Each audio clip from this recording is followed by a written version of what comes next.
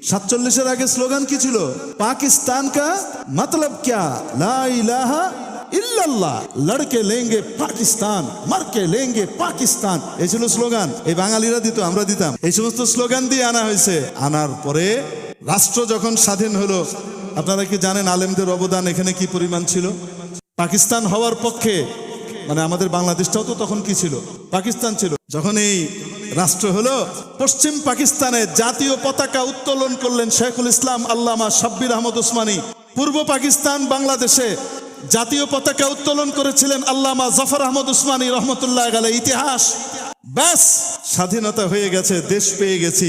রাষ্ট্র আর ক্ষমতাটা দখল করেই হযরত শাব্বির আহমদ উসমানী রহমতুল্লাহ আলাইহিকে, হযরত আপনি শিক্ষা দীক্ষার বিষয়টা দেখেন।